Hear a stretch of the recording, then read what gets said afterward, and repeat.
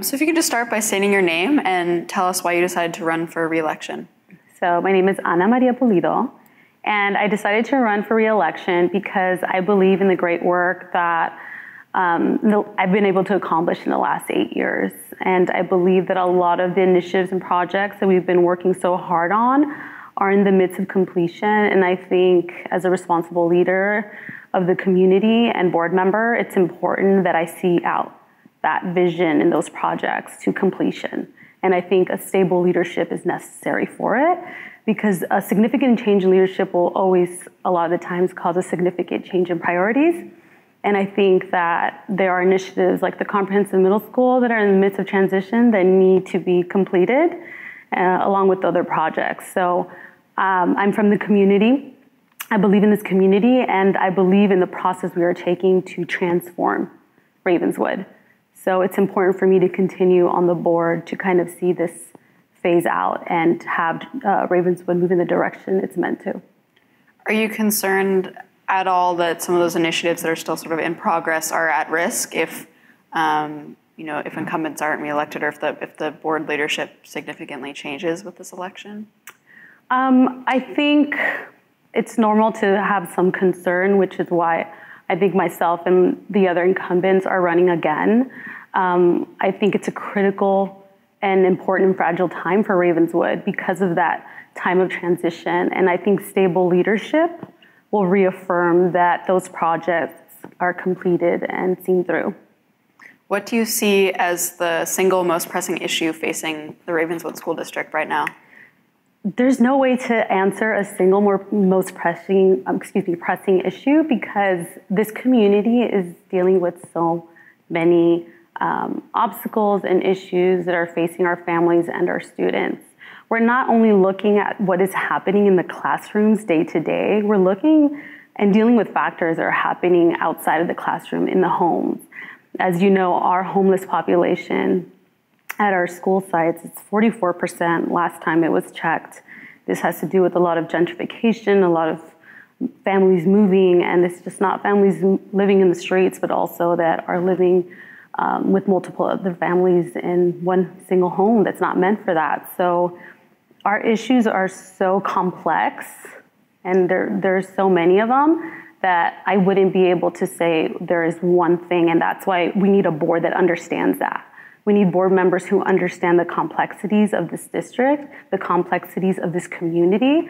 I pride myself in being a lifetime community person. I was born and raised in this community, so I understand that from growing up here and from being here, and I'm not leaving. So I'm very invested in this community, and I understand the need. So I think that's something that is valuable to our leadership at this time.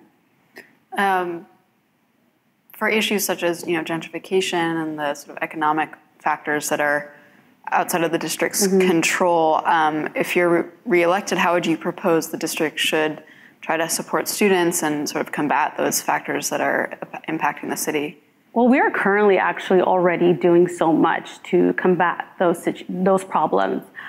We have a food pantry that is open year-round. We have our we partner with Second Harvest to provide food to the entire community, not just our families.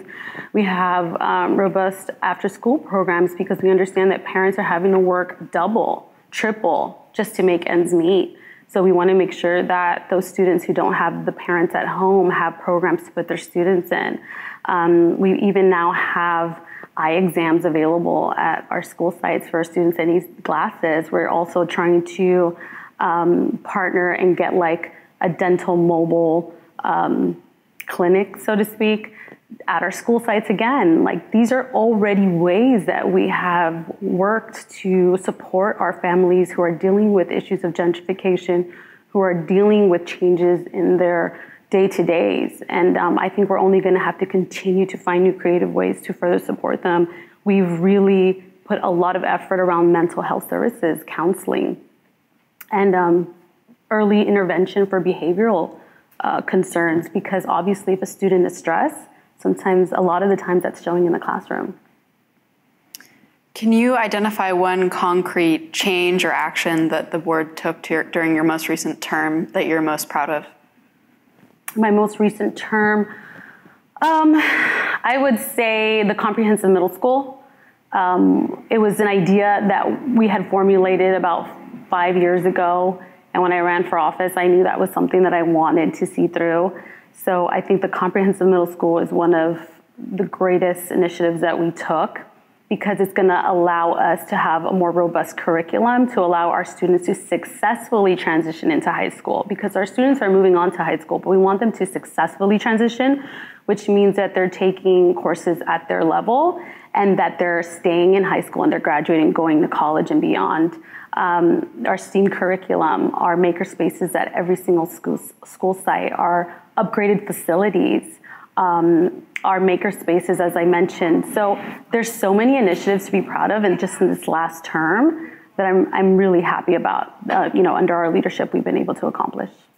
And is there a decision perhaps that the rest of your colleagues made that you disagreed with, or one that you feel wasn't beneficial to the district in some way?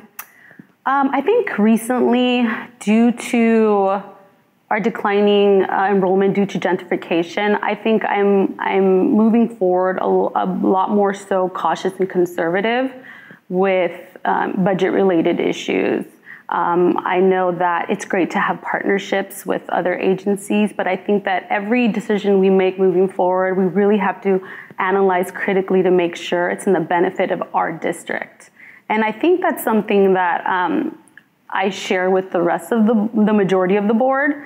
And that's something that I'm very cautious and aware of as I move forward. Every partnership has to make sense for our entire district. We have to be able to make decisions that are not going to handicap us in any way moving forward, that are going to take away any type of funding, any type of resources. I think it's really important that we move forward with that perspective. So was there a particular investment or partnership that you thought might not be prudent to make? Or an example of that? Not that I can think of right now. Okay. There is a sense of distrust that you can kind of feel in the community, I think, among teachers and some parents of the district office and of the school board, and you saw a lot of that pour out in the last school year. If you're reelected, what would you do to rebuild trust and bring people together who probably have differing opinions? I think that our community is so large, there's so many different perspectives. I mean, obviously we did hear from a group of, whether it was parents or staff, that maybe were feeling frustrated. But I also know that there's other groups that I've worked with personally as parents and community that have trusted our district, which is why I think we were so successful in the bond and parcel tax. If we didn't have trust of the community, we wouldn't have been able to pass those measures.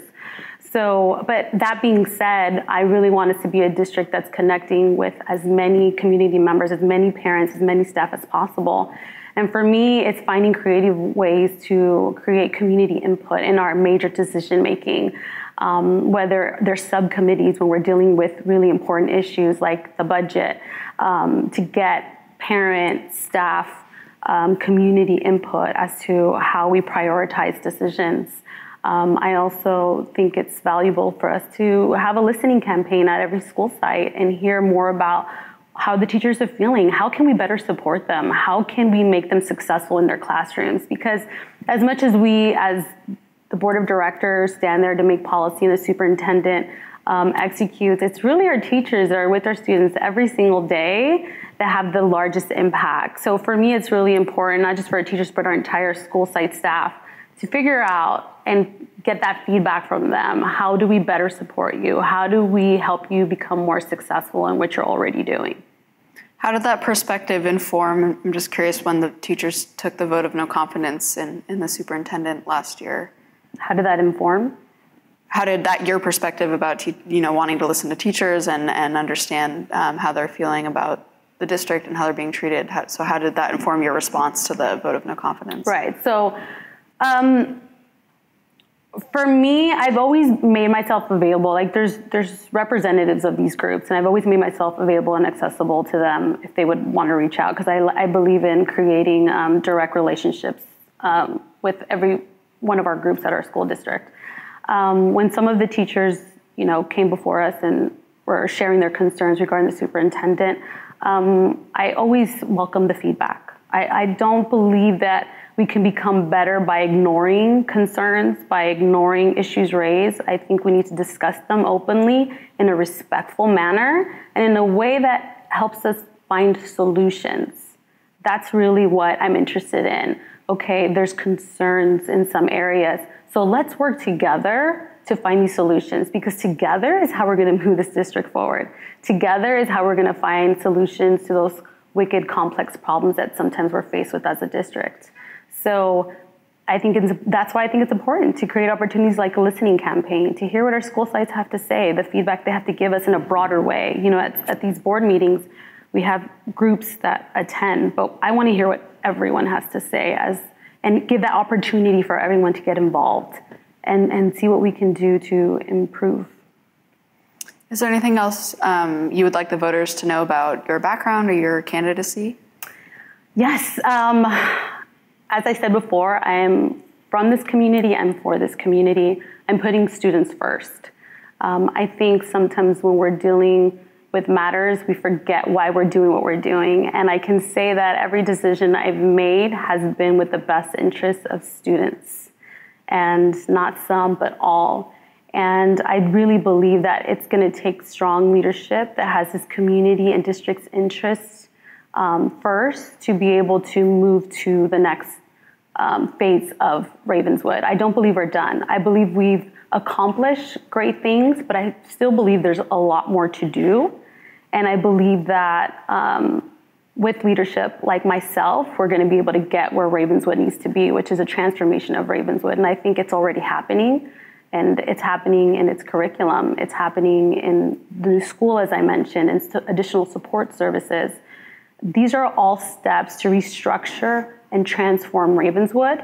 And we're ready to take it to the next level. And we're ready to make sure that academic achievement with students is where it needs to be. We want to make our students be at the same level with neighboring districts. And that is my greatest interest and passion in running for re-election, putting students first.